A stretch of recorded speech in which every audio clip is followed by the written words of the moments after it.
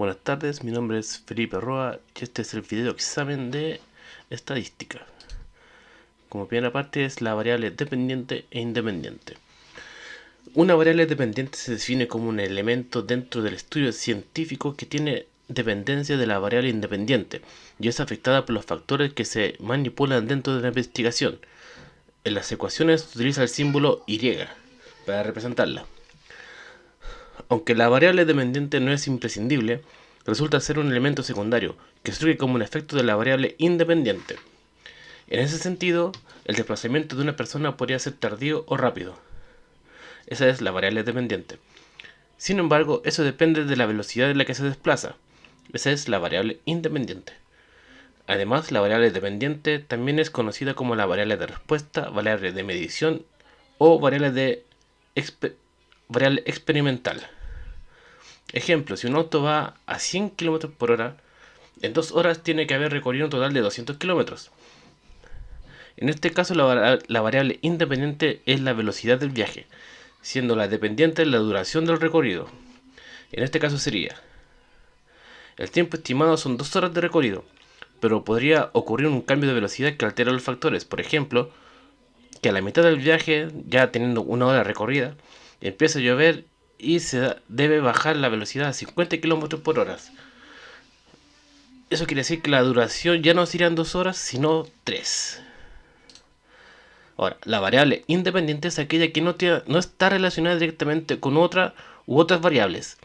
Por lo tanto, estas no influyen en su valor. Ejemplo, el número de palomas que hay en una ciudad es independiente del número de profesores de inglés que hay en la misma ciudad.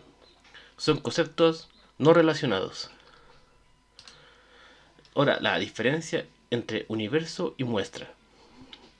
El universo es el conjunto de la población o el total de todos los elementos sobre los que queremos recoger información, mientras que la muestra es la parte de ese universo.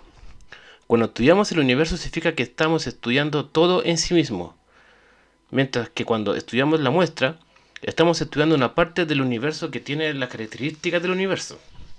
Por ejemplo, si hay 200 estudiantes en una escuela en la que se lleva a cabo la encuesta, estos 200 estudiantes se consideran el universo. Mientras que si seleccionamos al azar 20 estudiantes para llevar a cabo el mismo estudio, se consideran una muestra. Ahora, ¿qué son las medidas de dispersión? La medida de dispersión o de variación en estadística miden cuánto se aleja una distribución de datos del valor de una medida central, como puede ser la media o promedio aritmético.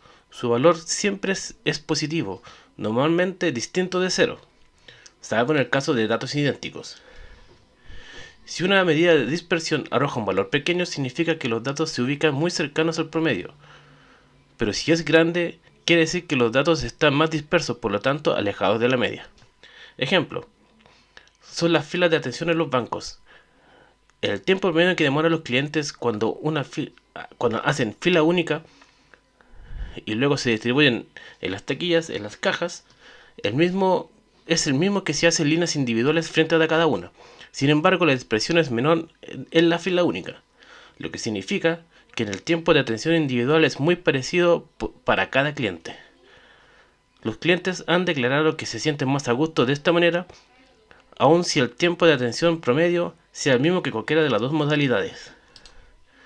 Ahora, otro tema. La diferencia entre moda, media y mediana. La media promedio es un conjunto de datos que se encuentra al sumar todos los números en el conjunto de datos y luego dividir entre el número de valores en el conjunto. La mediana es el valor medio cuando un conjunto de datos se ordenan de menor a mayor. Y la moda es el número que se representa con más frecuencia en los conjuntos de datos. Ejemplo, es la distribución asimétrica que corresponde a la variable del salario mensual en Chile, ya que hay una mayor cantidad de personas con sueldos entre comillas bajos en comparación a la cantidad de personas con sueldos entre comillas altos. De este modo, si se obtiene la media de esta variable, se sobreestima el centro, ya que el valor es de 554.493 según el INE del 2017, mientras que la mediana corresponde a 379.673. evidenciándose una clara diferencia entre estos índices.